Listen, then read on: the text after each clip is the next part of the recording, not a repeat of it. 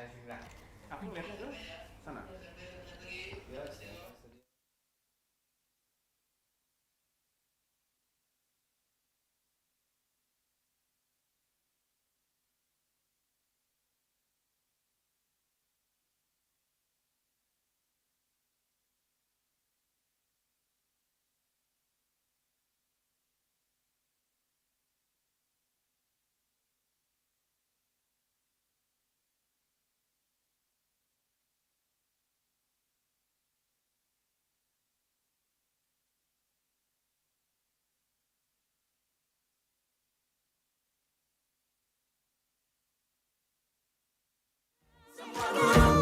Semua murid, semua guru belajar bergerak.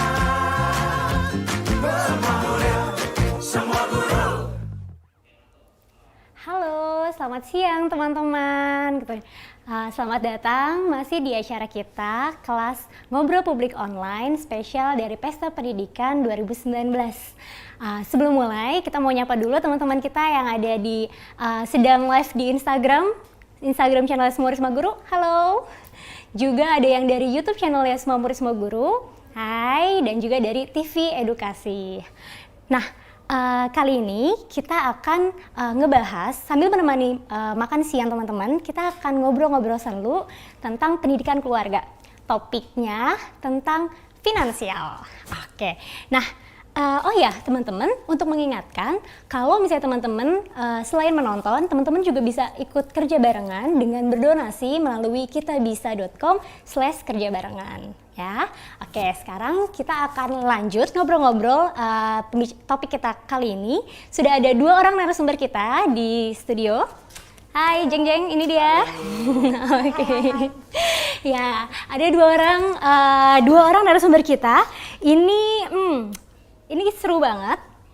Karena nanti dua orang narasumber kita ini akan mulai diskusi tentang gimana sih memulai diskusi tentang finansial sesuai dengan tingkat pemahaman anak, ya kan? Pada penasaran? Kita akan langsung kenalan dulu. Yang pertama ada Kak Agus. Halo, Boleh halo kenalin teman-teman. Ya, nama aku Agus. Saya adalah ayah dari seorang anak perempuan usia 6 tahun. Saat ini selain bekerja, saya juga aktif di komunitas namanya Bapak Rangkul. Bapak Rangkul ini adalah, Rangkul sendiri singkatan dari relawan keluarga kita. Jadi para bapak gimana caranya biar bisa bareng-bareng sama ibu, sama istrinya untuk ngomongin pendidikan ke anak masing-masing. Oh, Gitu. oke. Rangkul ya, Rangkul. Bapak Rangkul. Iya. Sip. Ibu Rangkul juga ada berarti ya? ada betul. Ada ya? Jadi rangkul sendiri itu sebetulnya untuk laki-laki dan perempuan, tapi kemudian bapak-bapaknya karena suka ngumpul bareng terus mendeklarasikan diri bapak rangkul. Bapak gitu. Rangkul, sip. Ya, emang peran pendidikan itu tuh ayah dan ibu itu harus imbang ya? Betul harus barengan. Harus Keren kerja banget. barengan meminjam istilahnya semua murid semua guru. Kerja barengan. Oke, terima kasih Kak Agus. Sama-sama. Keren banget. Lalu yang kedua ada Mbak Likwina. Ya, halo, saya Ligwina Hananto. Saya dari komunitas Jagoan Finansial. Wow. Kami adalah komunitas yang bergabung di bawah bimbingan Yayasan Kuama, Yayasan Pemberdayaan dan Pendidikan Finansial. Dari sini kami sudah jalan-jalan ke pelosok negeri dan sudah mengajarkan soal finansial kepada guru, murid, dan orang tua di 5 area. Di antaranya di Ambon dan juga di Lampung. Juga di Bali, juga ada 5 area deh pokoknya. Pokoknya di seluruh Indonesia ya. Nanti kebagian kota-kotanya juga akan didatengin sama Jagoan Finansial. Ya nggak ya? Oke, sip. Nah, sekarang kan kita pengen ngomongin finansial nih. Kebanyakan ya pernah ada yang celetukan-celetukan yang bilang katanya kalau ngomongin uang ke anak itu tuh tabu gitu. Nanti bisa memicu cikal bakal anak menjadi materialistis lah gitu atau apa. Nah, itu tuh bener nggak sih Kak? Itu aku pengen coba tanya dulu deh. Bener nggak sih kayak gitu? Pasti ada sih menurut aku ya potensi untuk seperti itu. Tapi kalau kita mulai dari keluarga, makanya pas banget ada Kak Agus juga ngobrolin tentang relawan keluarga kita. Kita tuh mesti memulai semuanya itu dari rumah, bukan dari YouTube gitu. itu kan channelnya, alatnya, tapi semuanya harus mulai dari rumah. Jadi kita sendiri yang menentukan values di rumah itu mau seperti apa. Kalau di rumah sudah dibiasakan ngobrol soal uang, keluarnya anak tuh jadi udah punya bekal sehingga dia nggak kaget kalau menemukan sesuatu di luar rumah. Jadi kalau kita takut ngomongin uang menyebabkan anak jadi materialistik, di luar pun kalau kita di rumah nggak siapin, anak tetap ada berpotensi jadi materialistik. Jadi ya kenapa nggak diobrolin sekalian dari rumah supaya kita bekelin dia dan dia punya values yang udah dia siapin duluan. Kalau menurut aku gitu. Iya. Aku coba namain dari Kak Wina, bener banget, setuju banget bahwa mending anak dengar dari saya sebagai orang tuanya daripada anak mendengar dari orang lain. Karena namanya keluarga kan ada nilai-nilai yang harus dijaga bareng-bareng gitu. Betul. Nah, apakah ngomongin keuangan juga sama artinya ngomongin menggiring anak ke materialistis? Saya pikir enggak sepenuhnya benar, tapi lebih ke ya inilah realitas, ini realistis gitu bahwa anak itu akan bersentuhan dengan duit, dengan uang, finansial ya. pasti.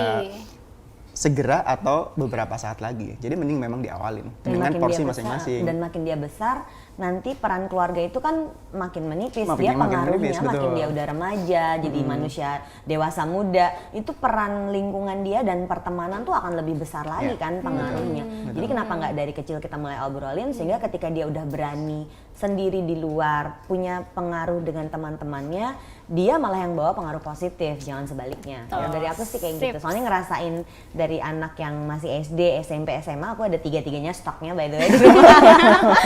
Jadi bisa ngukur gitu, kalau di SD gimana, di SMP gimana, di SMA gimana. Gitu. Oke, nah teman-teman, berarti nggak ada salahnya loh kalau kita mengajarkan finansial kepada anak. Jadi jangan takut ya di rumah, jangan takut nanti disangka anaknya akan jadi materialistis. Tenang, yang paling penting adalah pendidikan keluarga. Jadi makin seru ya obrolan kita kali ini.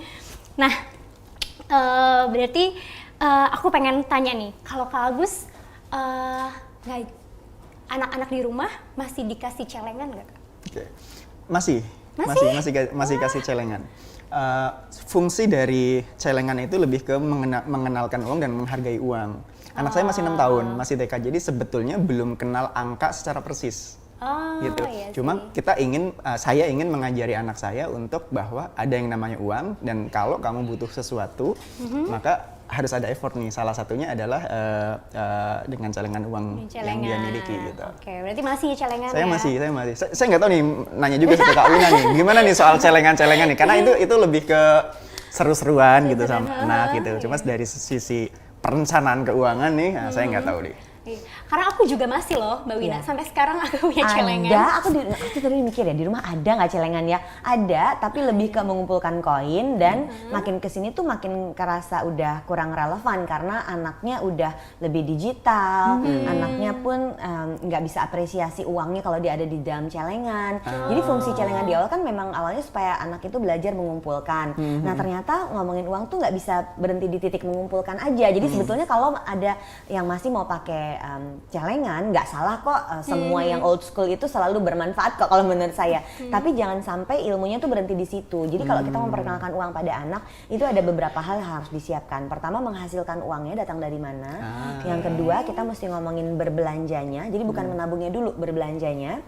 Habis itu berbaginya, baru menabung. Jadi ada 4 MBBM. Jadi kita kalau di jagoan finansial ngobrolin keuangan itu nggak bisa cuma ngomongin, ayo kita menabung aja. Nggak bisa, karena begitu uang itu dikumpulkan di celengan dan nggak diapa-apain, anak tuh malah jadi nggak mau kehilangan uangnya. Anak tuh malah mau uangnya dikekepin aja. Apa gunanya uang kalau cuma duduk di celengan dan nggak ada manfaat? Justru uang itu harus jadi alat yang penuh manfaat. Jadi mari kita mengajarkan anak itu 4 tadi MBBM, menghasilkan uang, berbelanja, berbagi, sama menabung. Nah kalau si fungsi celengan untuk menabung, tapi kan nggak boleh berhenti di situ ya. Berarti kita mesti bahas sama dia, uang yang dipakai untuk masukin ke dalam celengan itu datangnya dari mana? Apakah dia minta-minta gitu?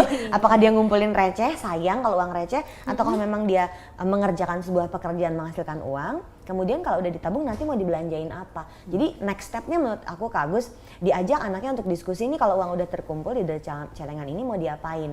Ternyata waktu dibelanjain ada 2, berbelanja untuk diri sendiri, satu lagi kita mesti berbagi sama orang lain yang mungkin hidupnya nggak seberuntung kita. Gitu. Jadi nggak apa-apa pakai celengan, tapi jangan sampai berhenti di situ aja.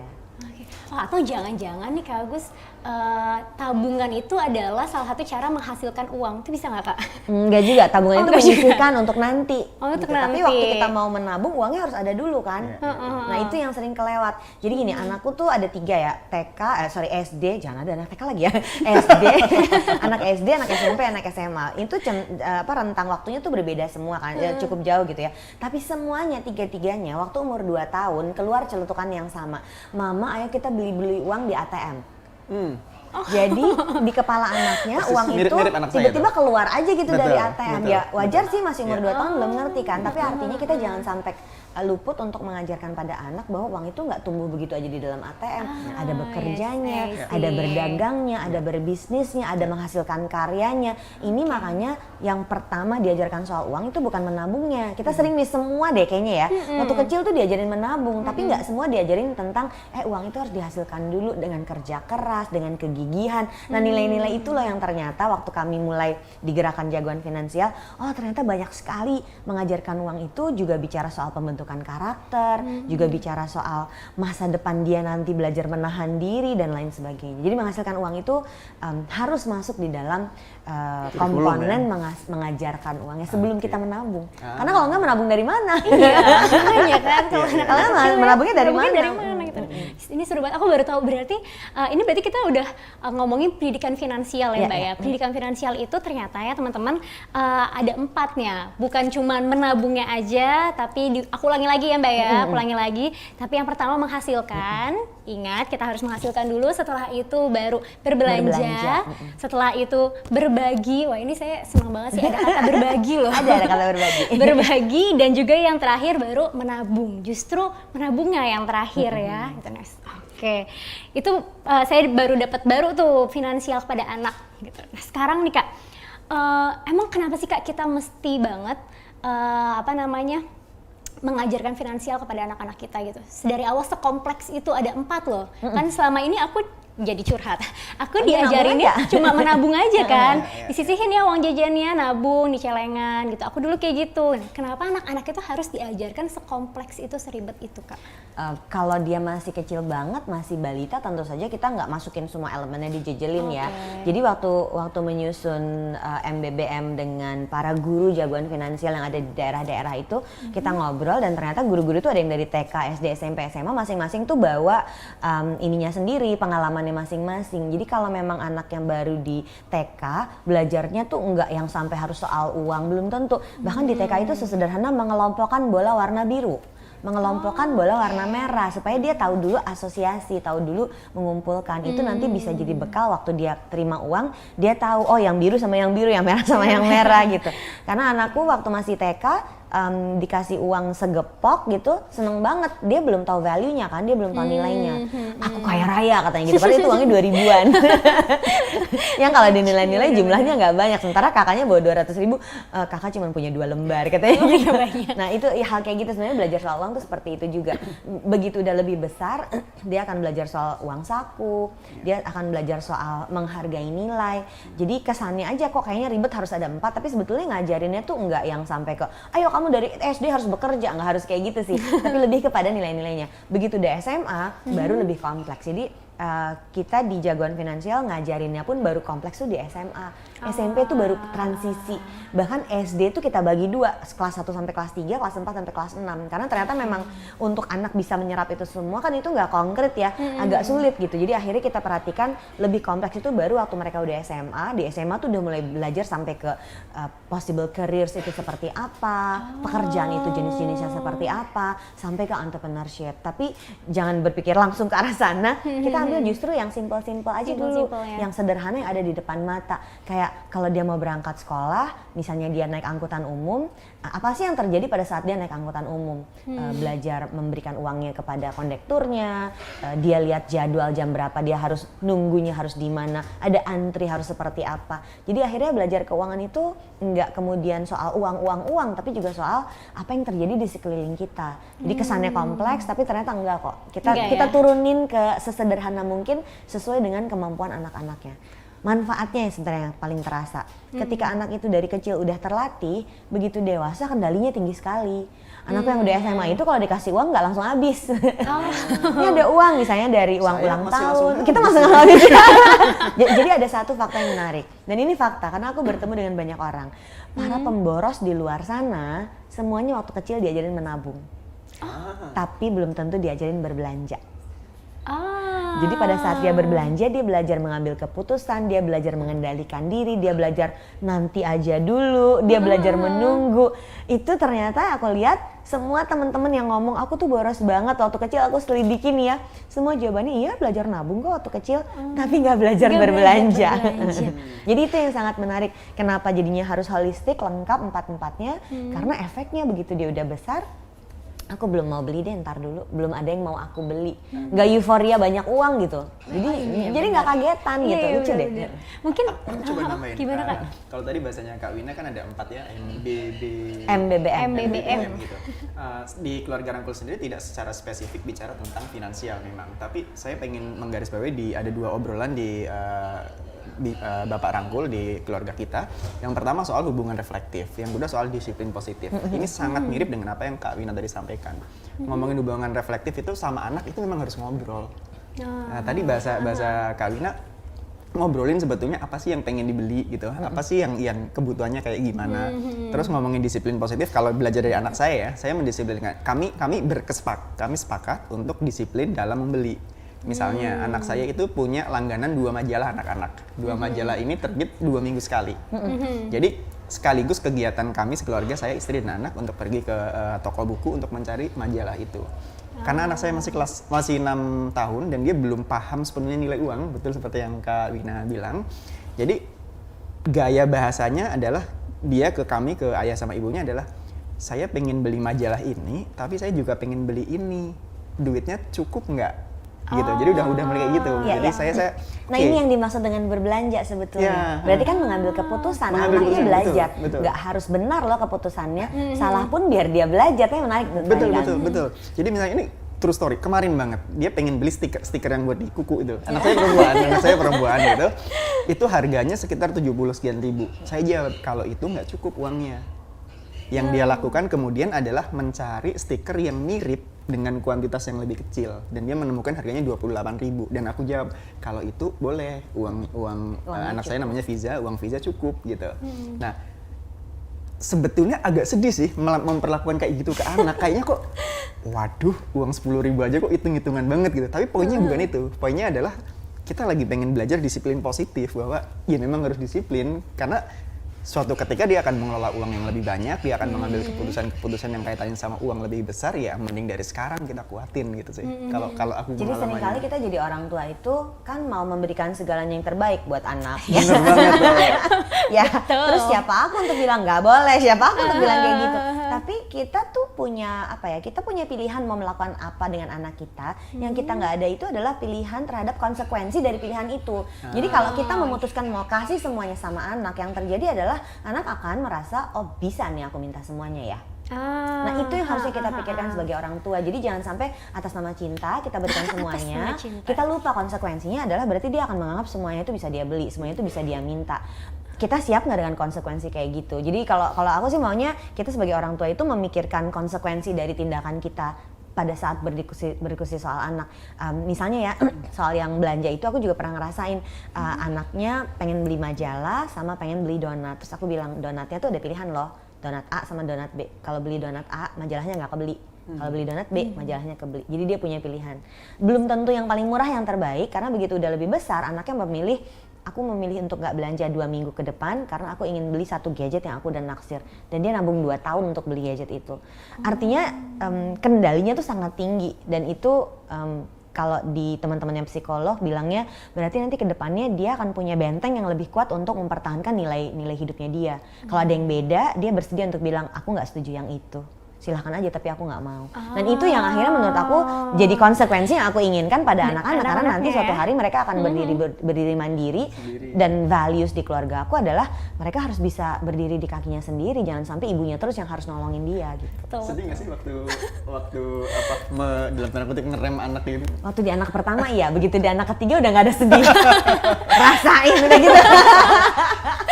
Jadi emang di pertama tuh masih coba-coba dan aduh tega banget ya aku begitu. Begitu di anak berikutnya enggak, kamu harus ngerasain konsekuensinya. Mas juga pernah ngerasain kayak gitu, kakak juga gitu. Begitu anak ketiga rasain sendiri. Tuh, Kak Agus berarti ditunggu ke anak ketiga. Nanti perasaan itu akan hilang. Oke deh. Ini seru banget kita ngobrolin ya. Tapi ini ada pertanyaan dulu nih ya. Pertanyaannya dari Smart Hilda. Ini via Instagram berarti ya. Dari 4 tadi ada menghasilkan, berbelanja, berbagi, dan menabung. Ada nggak sih urutan yang harus diperhatikan dalam mengajarkan anak finansial? Sebenarnya urutan terjadi ya, itu urutan terjadinya tuh adalah menghasilkan uang dulu, berbelanja, berbagi, sama menabung. Tapi pada saat kita mengajarnya ke anak-anak, kami mencoba mengurangi tingkat kesulitan. Jadi kalau guru udah harus ngajarin ke anak TK tentang menghasilkan dulu sebelum menabung, kok kayaknya ribet banget ya gitu. Jadi pas praktiknya nih buat Smart Hilda, pas praktiknya sih kami nggak batasin. Oke, pokoknya jangan ngajarin nabung dulu kalau belum belajar menghasilkan, kita nggak bikin seperti itu. Begitu udah sampai ke sekolah, guru sama murid dan orang tua kami bebaskan, silakan pilih dari 4 ini mana yang mau dikerjakan. Tapi coba dipikirkan supaya 4-4-nya tuh terjadi. Mau itu spendnya dalam waktu 2 tahun, mau itu spendnya dalam 2 minggu, terserah aja, tapi nggak harus diurutin. Kalau saya menyebutkannya pakai urutan begitu karena memang nggak mungkin kita menabung kalau kita nggak menghasilkan uang dulu. Dan kok berbelanja dulu baru menabung? Biasanya kan orang harus nabung di depan ya. Karena gini, belajar berbelanja itu lebih tinggi prioritasnya daripada menabung. Menabung tuh akan terjadi kalau kita punya kendali di belanja. Setuju. Gitu loh. Jadi orang suka ya. di dalam financial planning sih menabung dulu baru berbelanja ya. Tapi ternyata kalau kita nggak punya pengetahuan dan skillnya, keterampilannya dalam berbelanja, uangnya keburu habis. Iya betul. Bener. Setuju banget. Atau bahkan kita jadi nggak ikhlas nabungnya, ya kan? Karena aku masih mau beli gitu. Iya gitu. Oke, ini seru banget karena memang ternyata baru kebuka kan ya Kak, gitu. Fakta-fakta tentang belajar finansial ternyata nggak seribet itu. Tapi itu memang mungkin perlu disesuaikan sendiri dengan keadaan anak tentunya pasti ya. Oh iya, jadi bahkan kan sekolah rekanan kami yang sekolah jagoan finansial tuh ada satu di Lampung, itu sekolahnya pesantren, yang satu lagi tuh sekolah Kristen di Ambon, dengan 2 dunia yang sangat berbeda, lingkungan yang berbeda, yang satu tuh di perbukitan, yang satu di pinggir pantai. Tentu cara ngobrol soal uangnya juga di daerah itu nggak akan sama ya? Jadi kita juga nggak bikin semuanya pokoknya seluruh Indonesia harus seragam, enggak, tiap area seperti apa silakan disesuaikan. Tapi ternyata memang untuk anak-anak pesantren yang tinggal di Bukit Kemuning di Lampung Utara, cara menghasilkan uang itu nggak sama dengan anak-anak di SMK, sekolah SMA Kristen di Ambon yang ternyata pengaruhnya berhubungan dengan daerah setempat tuh budayanya seperti apa. Jadi itu kita kembalikan lagi ke guru-guru dan orang tua murid mau bikin seperti apa kegiatannya di sekolah gitu. Oke, jadi emang dan bahkan tuh setiap ini jelas dua area yang berbeda gitu ya. Mungkin dari rangkul pun antar keluarga dua rumah. Ya jangankan di daerah ya, antar keluarga nilainya kan nggak sama. Betul. Dan itu yang menarik dari keluarga kita adalah memang kita ngobrol antar keluarga tidak untuk saling menggurui gitu, tapi mau saling cerita aja saling gitu. ya. Karena kita bukan ahli gitu. Betul. Keluarga saya bisa jadi berbeda dengan keluarga Kak Wina. Mari kita ngobrol, kita coba saling belajar karena pasti ada budaya yang dibawa dari orang tua kita juga beda gitu. Memang sangat beda, sangat unik sih. Beda-beda dan unik-unik ya gitu. Oke. Nah ini saking menariknya nih sudah ada pertanyaan lagi nih. Kita akan jawab dulu ya pertanyaannya ya. Pertanyaannya dari Firza 206. Oke. Ini via Instagram lagi. Nah pertanyaannya adalah kapan sih usia ideal untuk mulai mengajarkan anak mengelola keuangan? Kalau mengelola uang artinya dia benar-benar ngikutin 4-4-nya tuh ya, ada menghasilkan, berbelanja, berbagi, sama menabung. Aku mulai 3 anak ini semua dari kelas 1 SD. Nah yang menarik, si kakak yang paling besar nih, yang laki-laki paling besar itu kelas 1 SD umurnya tuh udah masuk hampir 7 tahun. Jadi secara ini lebih matang gitu. Adik-adiknya, anak-anak perempuan itu kelas 1 SD-nya tuh agak maju gitu, lebih cepat karena mereka linguistiknya lebih kuat. Jadi kami pikir udahlah nggak usah dulu ya mereka, ternyata enggak. Hari pertama dia kelas 1 SD dan akan terima uang saku, kita pikir nggak usah dikasih aja ya. Ternyata si adik ini yang nomor 2, aku mau seperti Mas. Dia terima berapa waktu itu ya, 10.000 kalau nggak salah ya. Aku juga mau katanya gitu. Jadi semuanya belajar terima uang saku pertama itu kelas 1 SD. Kelas 1. Ini tentu saja setiap keluarga silahkan aja ya, nanti aplikasinya berbeda-beda. Contohnya kalau di keluarga aku, anak-anak ini hanya terima uang saku waktu SD kelas 1 sampai kelas 3 itu hanya di hari Jumat, waktu itu nilainya 10.000.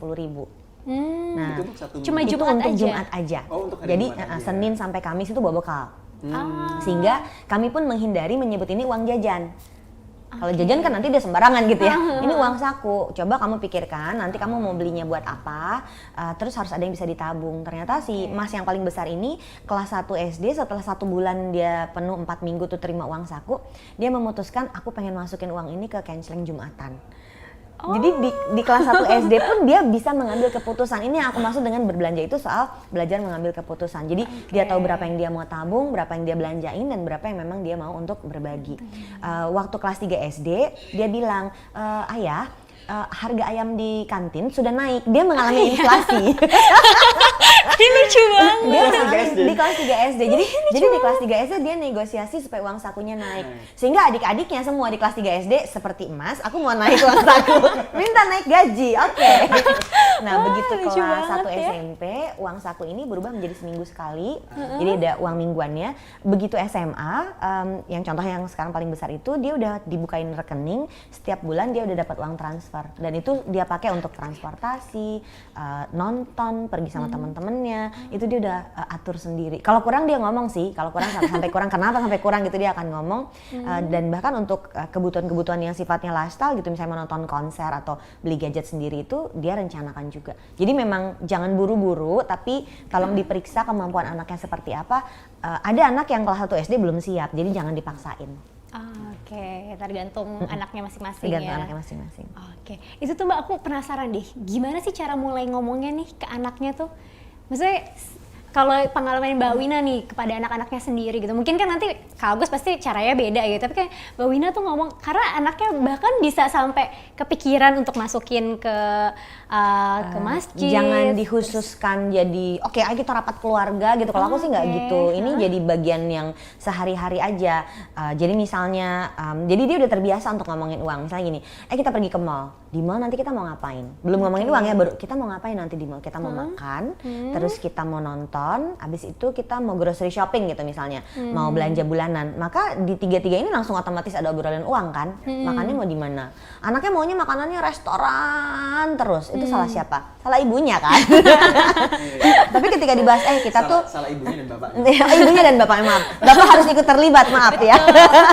Bapaknya juga mau disalahin. Bapak juga ingin disalahin gitu. Sehingga dengan begini kita bisa nunjukin sama anak bahwa ngobrolin uang tuh memang sesuatu yang normal aja dilakukan. Kan sehari-hari kita bertemu sama uang. Mulainya dari kayak gitu. Dengan begitu waktu ngomongin uang saku udah nggak aneh lagi. Kebayangkan kalau sebelumnya nggak pernah ngomong uang, tiba-tiba oke, mari kita ngomongin uang hari ini. Anaknya juga kaget dan nggak nyaman. Jadi tiap keluarga akan beda-beda. Mungkin ada keluarga di rumah yang belum pernah ngomongin uang sama anak. Gimana mulainya? Ya sederhana aja. Kita hari ini keluar dari rumah mau ngapain? Bayar parkir. Berapa sih bayar parkir hari ini? Dengan kayak begitu nggak jadi aneh ngomongin uangnya gitu. Iya. Saya nambahin dikit, persis banget. Anak saya dari usia 4-5 tahun gitu, sekarang 6 tahun gitu, kalau mau keluar memang dari rumah itu udah ngobrol bareng. Kita hari ini mau kemana? Pilihan transportasi itu juga menentukan. Kita mau naik ojek, naik taksi gitu, atau mau naik MRT atau apa, itu ada plus minusnya. Kemudian kalau mau ke mall, kita mau apa nih? Mau beli. Bahkan kita sampai di level ini Kak Wina. Restoran atau tempat makan yang kita pilih itu kita omongin. Jadi si anak akan nanya, ayah aku pengen makan di situ, uangnya cukup nggak? Oh iya? Iya, anak saya tuh sekarang 5 tahun 6 tahun itu udah ngomongnya kayak gitu. Sekali lagi anak saya belum paham nilai uang secara detail ya. Tapi dia nanya kayak gitu. Kalau yang tempat makan ini uangnya cukup nggak gitu? Gitu sih. Itu menarik sih. Jadi Menarik dan bikin meleleh. Bener banget bikin meleleh. Oh, anakku. sebenarnya Ini cukup bonusnya nggak? ya, mungkin kan tadi kita bahas soal konsekuensinya. Bonusnya apa sih? Bonusnya tuh gini, anak-anakku tuh pergi ke mall nggak mereweng, nangis jerit-jerit minta mainan. Nggak ada pokoknya pengen beli, nggak ada. Karena mereka tahu akan ada waktunya. Jadi bukan dilarang ya, ada waktunya kapan dia akan beli pakaian, ada waktunya kapan dia dapat mainan, ada waktunya kapan dia makan enak. Bukan karena dilarang, tapi karena tahu nanti akan ada waktunya. Jadi nggak pokoknya nggak ada kayak gitu. Itu mungkin bonus konsekuensi yang positif yang kita dapatkan sehingga orang tua juga nggak kesulitan. Waduh, kalau terus-terusan harus makan di restoran itu gimana gitu. Tapi memang butuh konsistensi sih karena orang tuanya juga suka nggak konsisten. Lagi pengen, pokoknya mama lagi pengen gitu. Oh iya, kitanya Kok gitu, kadang-kadang Mah, ya. gitu. Kan ini minggu lalu udah di situ mah anaknya malah yang koreksi kita. Koreksi itu. Ini seru banget. Tadi kan Mbak Wina tuh ngomong anak konsekuensi bonusnya adalah anak-anak tuh jadi lebih terkontrol ya, lebih terprediksi gitu ya. Dia tahu kapan waktunya gitu kan ya. Nah, aku penasaran sih Mbak, kalau misalnya udah ada bisa nggak sih kita ngajarin anak finansial itu lebih dari kelas 1 SD, misalnya udah terlanjur nih anaknya gitu, udah terbiasa aku mau itu mah, aku mau itu gitu-gitu, dan terbiasa bapaknya dulu untuk ngebeliin gitu ya, itu gimana sih Mbak caranya, ada nggak sih tips dari Mbak Kita Wina? mulai dari diri sendiri aja dulu ya. Aku emang lebih sulit misalnya anak yang nggak pernah diajak ngobrol soal uang, tahu-tahu SMA kita melihat wah ini udah nggak bener, ayo kita ajak ngobrol, dia tentu akan lebih sulit dan resistensinya ada. Tapi aku selalu berpendapat nggak pernah ada kata terlambat. Jadi gimana caranya supaya kita bicaranya tuh dari diri sendiri dulu, karena aku merasanya mungkin Agus nanti bisa bantuin. Kan anak tuh mencontoh kita sebagai orang tua ya. Jadi kalau sampai anaknya nggak begitu ya karena kitanya nggak pernah mendudukkan diri untuk ngobrolin uang ini sama anak. Mulai dari yang kecil-kecil lagi, belajar dari diri sendiri dulu. Kalau anak yang ngotot pengen beli sesuatu, apa memang kita selama ini yang permisif sama dia, atau mungkin ya memang akunya juga gitu kali ya gitu. Jadi mulai dari diri sendiri dulu yuk. Kalau sampai merasa anakku susah banget diajarin soal uang, kemungkinan memang karena dari awal kitanya yang susah banget ngomongin uang sama anak. Diputus mata rantainya, karena kemungkinan kita pun ya bagian bawaan dari zaman kita kecil, dari pendidikan di rumah kita dulu, dengan orang tua kita sendiri, dengan lingkungan kita sendiri. Mulainya selalu dari kita sendiri. Kitanya udah merasa ada yang harus diperbaiki, kita udah terpikir aja ada yang harus diperbaiki, pasti itu akan langsung terasa juga sama anaknya. Nambahin dikit, fase pertumbuhan kan memang semua manusia melewati A, B, C, D. Nah, harusnya yang udah diajarkan, didiskusikan di A, tapi sampai usia D masih belum diajarin dan harus mengulangi yang A itu memang konsekuensinya, resikonya memang lebih berat dibandingkan dengan tadi cerita dari Kak Wina, anak-anaknya dari usia 2 tahun udah mulai nanya uang, kelas 1 SD udah mulai itu. Ya itulah konsekuensinya. Bukan ingin menyalahkan, tapi mari kita sadari bahwa itu adalah konsekuensi atas apa yang sudah kita lakukan di sebelumnya. Yang kedua, pengen juga menggarisbawahi ini sebetulnya mungkin agak bias gender, tapi biasanya para bapak nih, para bapak ini jadi pelindung anak-anak, sayang pelindung dalam konotasi negatif. Boleh ngomong gitu kalau bapak-bapak. Iya. Jadi nanti kalau memang ibu yang mau menyalahkan, ibu harus ngomong ibu yang ngomong. Ibu yang ngomong ya.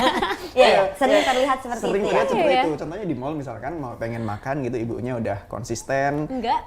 Ayah nggak tega. Iya, ayahnya terus udahlah, gitu-gitu. Ini self correction buat saya dan saya sebagai bapak gitu sangat penting. Makanya tadi kita di awal, saya dari keluarga Bapak Rangkul pengen ngomong bahwa memang ngurusin anak itu kerja barengan antara ibu dan bapak. Jadi memang harus kompak, harus nyampeinnya satu suara ke anak sih. Anak sih. Kalau kerja barengan yang tadinya berat jadi enteng kan ya.